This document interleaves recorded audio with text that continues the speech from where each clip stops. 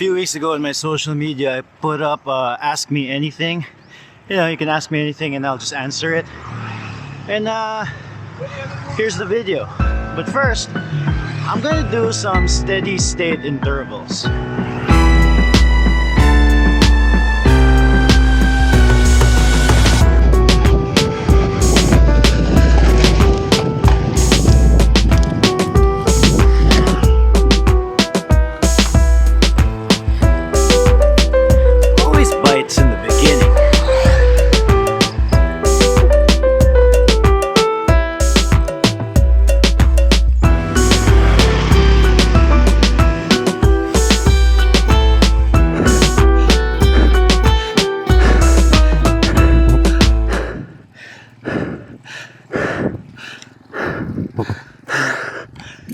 Roughly 12 minutes, steady state, first interval done.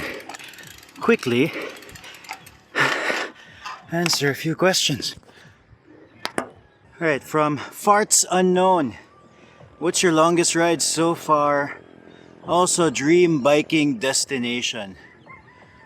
Longest ride so far was 400-kilometer Audax ride in Bohol. I plan to do the Cebu 600 ride in the next month. So hopefully I finish. And then dream destination, I don't really have a dream bike destination, to be honest. I am lucky to be living in a place where I can just go out get out from my house and go on a bike ride in places like this. Pardon the construction.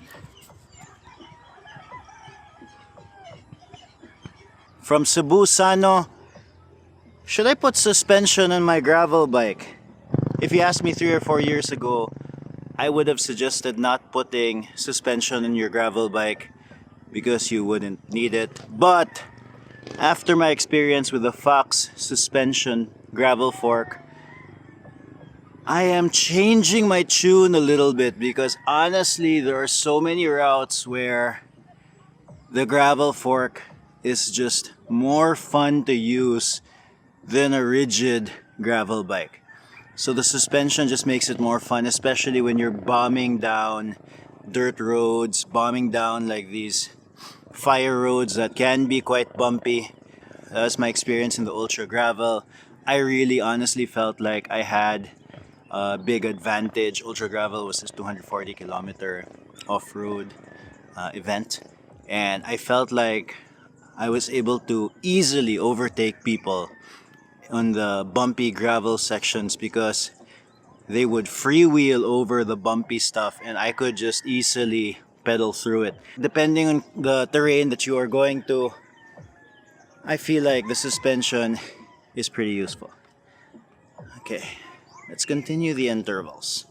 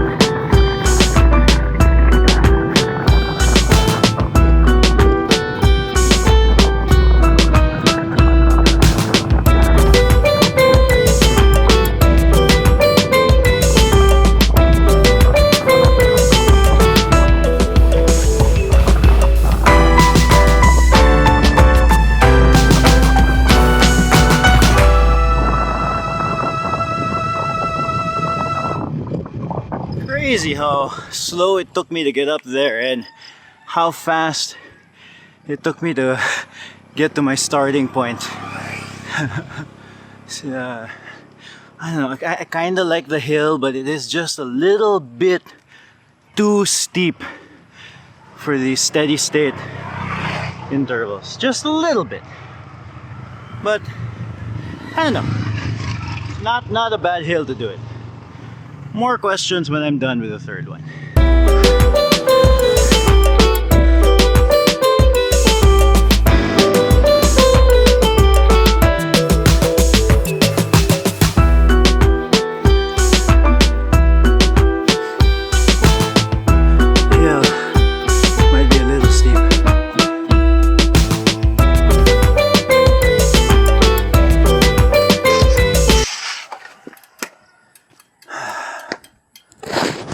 Now that I'm done with the intervals, we can get to the really important questions. Like this one is from Cisco Martinez. Would you rather have coffee or beer after a gravel ride? Tricky question because after or during a ride, I almost always have a coffee. But after those really long, tiring rides like an event like the Ultra Gravel or an Audax, a beer feels so good. Here's another question from Enzooey. What is your top 3 must-have bike accessories? This one's a tricky one because I don't really have a must-have bike accessory. And in fact, I would go so far to say that the only must-have bike accessory when you go on a bike is the bike. I went on vacation in this island in Bantayan. I had the opportunity to borrow a bicycle from my friend, and I didn't have a bike computer, I didn't have bike shoes, I didn't have a helmet, and the bike was even too small for me, but I really wanted to go on a bike ride, so I borrowed her bike. It was a sweet Vellum bike with Di2 Shimano shifting, but it was really small for me. And after like 30 or 40 minutes, both my arms were really numb. But I had such a good time because I got the bike in Bantayan, and it's this island, it's this beautiful island up north. I got a question from Kristianelim. If you don't know Christian, he has a YouTube page. He is one of the guys who inspired me to start this vlog. And then he said, when is our next ride? Which is a funny thing because like I only get to ride with Christian at most once a year because he lives on the other side of the city. Last year we were not able to ride at all. My wife gave birth to a baby, so I have not been a great ride partner for any of my ride partners this year. Hopefully the baby life stabilizes in a year or two. But for now I am just stealing rides when I can. Question from Ong_Mateo. Will you do another Ironman? Charles and Franco and I, we registered for the Ironman in Davao, August. Franco really wanted to do it, so we're gonna do it. Should be fun. I have never ridden in Davao. Okay, let's continue riding and answer more questions later. It's starting to rain. Before we get to that rainy downhill, I'm going to talk about the sponsor of this vlog, Curve Coffee Collaborators, with a very special guest.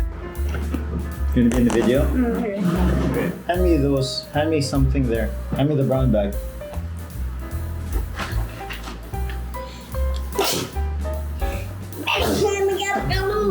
Okay. Yeah. Alright, I got a couple of goodies from Curve Coffee Collaborators. Mano, come here so you're in frame. Mano, what do you think this is? Coffee? Beans? Correct! Coffee beans. I thought it was grinded. What? I thought it was grinded coffee. You thought it was ground coffee? Yeah. It is ground coffee. Oh. How'd you know? It says ground coffee, ready to brew. Cold brew blend, perfect for cold brew. Curve Coffee Collaborators, they sent me this along with... More coffee? Good guess, Manu. Good guess. Okay, how about this one? This you won't know what it is. A coffee? More coffee? No, you still don't know? Coffee. Okay, I'm gonna show you the box. I'm gonna show you the box. A coffee maker. A coffee pot. A coffee pot. Okay, fine. Okay. It is a toddy cold brew system. Dude, you're not paying attention. This will allow your dad to make cold brew coffee really easily. I don't drink coffee. Okay, I have this thing. Iron? And then look, this is... The area where you put the coffee. Alright, and this thing. The area where you put like the grinded coffee beans, and then you put water, hot water, and then it's How do you know what this is? You're absolutely correct. Put this down so people can know that you're correct. How do I know it? Because it seems kind of obvious. Because you have to put the grounded coffee beans in there. You put the grounded coffee beans in here. Yeah, and add hot water, so it can go here. Okay, you're almost correct. It's you add cold water because it's the cold brew system. I could be wrong, I have to read the instructions. But you put the coffee beans here, the ground coffee, with the cold water. Ground. Oh. Ground coffee. I will do a cold brew blend in a future video, but for now, this is what is inside the toddy cold brew system. Thank you, Curb, for sending it over. Manu, what do you think, Curb? Thank you, Kurt, but it's also a funny name. What do you call it? Toddy Robin. It's kind of funny. Like, for example, the Robin from Batman, Jason Todd. Okay. Good one. It's raining pretty hard. First, does that mean that summer is over?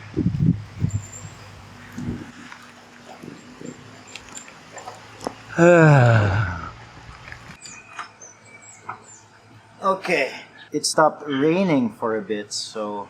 Alright, this is from Greythumbs. If you were to pick one, power meter or trainer, so considering my current life circumstance where I have to stay home quite a bit because, I have to watch the kids, it just started raining, so maybe rainy season is coming up. I will probably pick a trainer, although I have to admit having a power meter on my bike would be pretty cool. And then honestly, it's not that expensive anymore. The Magian power meter, the PS505, I forget the exact model, but it's very affordable and very highly rated. I've already sold a couple of it through the Villain online shop, and so far so good. But yeah, trainer considering my current life circumstances if I had to choose one. This is from the Thejaychennn. Newborn days from Compostela, Cebu. The question is, what is life for you? So I interpreted this question as, what do I find important? And then obviously I find my family important. And I find my time really important. So I value my time so much that my work and everything that I decided to do with my life, in fact, that's how I got started cycling. I just want to make it more time efficient. I got started with cycling because I got tired getting stuck in a car in traffic. And cycling, although especially initially was a lot more uncomfortable, it was a lot faster. And as a consequence, has made me a lot more fit. So time is pretty important to me. Alright, here's an email from the Masked Rider. For late starters, meaning people like me who rediscovered the joy of cycling in their late 40s and above, who find it more difficult to get a consistent cycling regimen, what advice could you share? So I think it doesn't really matter what age you started cycling, because, when everybody starts, they're always not that good anyway. And obviously, if you started cycling when you were younger, that would be nice, but it doesn't matter when you started cycling. Just find the joy in cycling. Find the thing that makes you want to get on your bike every day and go cycling. And if you find that thing, if you find that reason, that joy, then you will be cycling a lot. Doesn't matter when you started. One of the reasons why I like cycling is that I see 60-year-olds, sometimes 70-year-olds, up in these Cebu mountains on a bike ride. And For me, that's my goal. My goal is to be able to do this as long as possible. This one's from Cherry Lee 2022. What wheel set do you use for gravel races? In your earlier vlogs, you mentioned your preference for 650Bs. I wouldn't say there was a preference for 650Bs. I did have a vlog where I used 650Bs on my Surly Midnight Special, and honestly, it made the Surly Midnight Special feel a lot better in a way. Like, it handled a lot better. Now, that is to be expected since the Surly Midnight Special was designed with 650B wheels in mind. But ever since I got the Fox Suspension Gravel Fork, I have not felt the need for the added tire width of the 650B wheel set. So I haven't been using it that much at all. And for gravel races, honestly, I just use whatever wheel set I have on my bike. I would like to use a carbon gravel wheel set. When I say gravel wheel set, really it just, any wheel set that can handle the off-road. Something ideally with a wide external width, just so that it'll feel better, and if I put road tires on it, it'll be more aerodynamic. But honestly, any wheel set that is robust and durable will do. Carbon would be faster though. And then the last question is from Jeff Talita 6278. Dol, asa dapit usual route ninyo? Where's your usual route? Because he would like to join. I had a video about this recently. I don't have a usual route. Sometimes when I go out on a ride, I have no idea where I'm going to pass, and I make decisions on the fly. So it's hard for me to give a usual route. I think that is one of the beauties of living in the area that I live in. I have so many choices. I gotta say, I am pretty spoiled here where I live, in Cebu, Philippines. New videos soon. If you haven't yet, subscribe to my newsletter if you want to hear more from me on your email. Over here. Ciao. Bye.